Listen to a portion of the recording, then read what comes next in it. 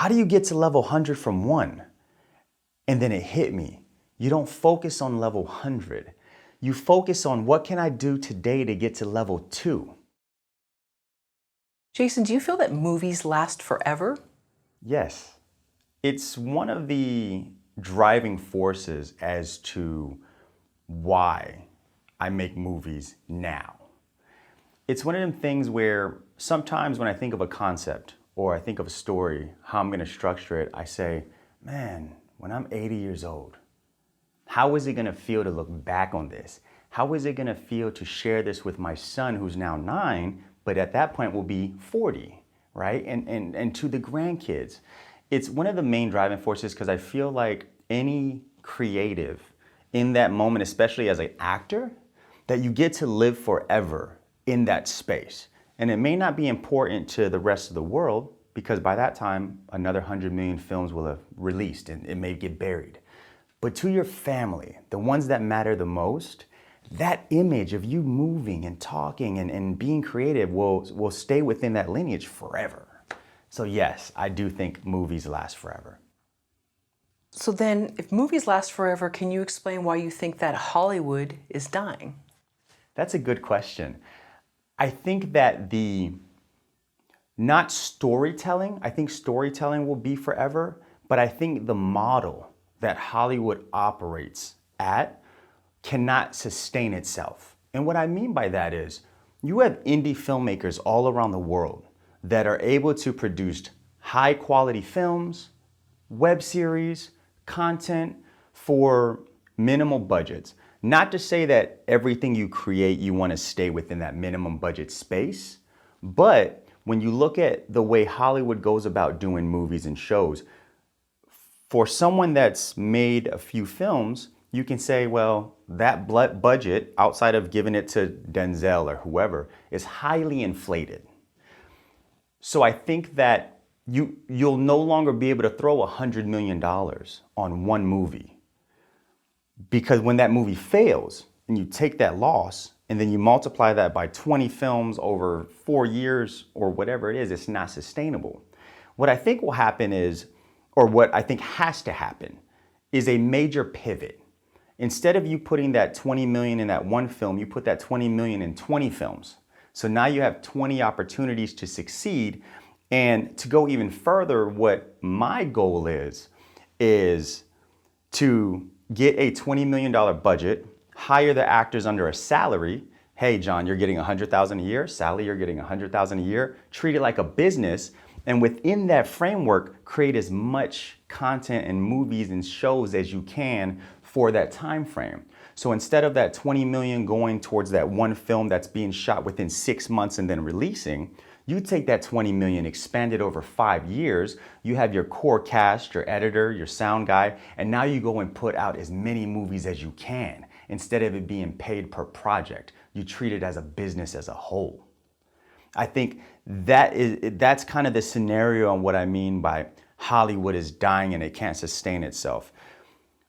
If you go back to the 90s, 80s, even early 2000s, when you can put out almost anything, A tier, B tier, and it just did well. Whether it was from the box office, Blu-ray, DVD sales, merchandising, it was great.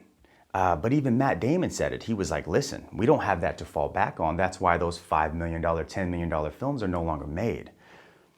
Storytelling will always be loved by humans, but the inflation of making movies, it needs to decrease. You can't spend that kind of money anymore and keep it going because where else are they making money? Outside of IP, right? Comic book movies that have this whole history of comic fans that then go and buy the toys and the pillowcases and the merchandise. You don't have that with every movie. You have that with certain IPs. And some IPs get lucky to be able to have merchandise be built into the IP. But for the other 98% of movies, what IP is there, right? You're not gonna be like, hey, come buy my shirt.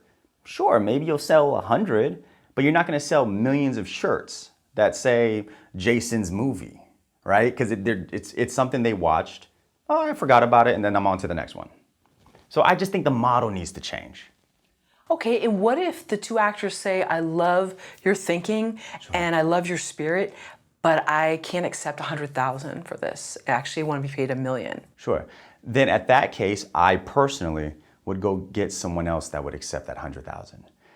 And I respect the craft of acting, writing, anything creative. I appreciate it and I respect it. However, myself included, any of us I feel like can be replaced. And I feel like even if you take someone like Will Smith, Leonardo DiCaprio, it may not have the same je ne sais quoi or the same energy behind it, but you can put someone else there and get the same feeling across. So it's one of them things where I think you're seeing it nowadays, where you have these legacy actors. I'm going to call them legacy for the old Hollywood, right? If you look at the award shows, it's a lot of legacy actors in there. They're taking pay cuts to do projects because unless you're the top 5, top 10, who can afford to pay you what they paid you 15 years ago when they're not getting 15 years ago money? Where's the money going?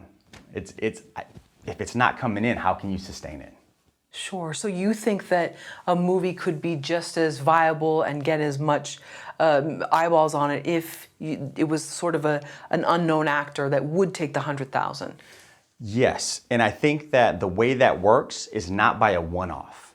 It works by, hey guys, the model, we're gonna create 15 movies over the next 3 years, and then you have a platform like a Netflix or HBO Max. Boom, every 4 months, boom, they're releasing a new one, because all of these stars at one point weren't stars. So now you create stars by, almost creating a soap opera effect, but with movies. Okay, I like it. Another curveball to throw at you, and that is, what if Sally or John are so great and you love them and they vibe on set, but now they're so great that a bigger fish goes, I want you now. And then they go, Sure. Jason, I'm so sorry. I want to thank you so much for everything you've done for Sure. me. I got to take this. Absolutely. And I would champion that. Absolutely. 100%. They're paying you how much? You go do that. Because the whole goal, I think, for anyone is we just want to take care of our family and live a good, healthy, happy, comfortable life. So if I had John and Sally and they were like 100,000 salary, we're doing this thing with this group and they get the opportunity to go make $10 million on this blockbuster, please, I will chauffeur you to the airport, like do that. But you have to build enough momentum to get that opportunity, or how else do you get that opportunity? And I say that because I feel like we're in the day and age now where if you look at all of social media, Instagram stars, TikTokers, it doesn't matter. They're building their own momentum, right? And then that way they're building their own audience. As an actor, a director, the only way you're able to build that momentum outside of, doing shorts and things of that nature is to work. To go and do the movies, to go and act and showcase your ability. How else are you gonna do it? Because I thought about this on my drive here today. I was like, man, how do you get to level 100 from 1? And then it hit me. You don't focus on level 100. You focus on what can I do today to get to level 2? And then from 2, you work your way up to 100. It blew my mind for such a simple concept. But a lot of times we look at the end goal, not how can I just get to the next step, right? And you can put that in any way. I thought about it like from a big business standpoint, right?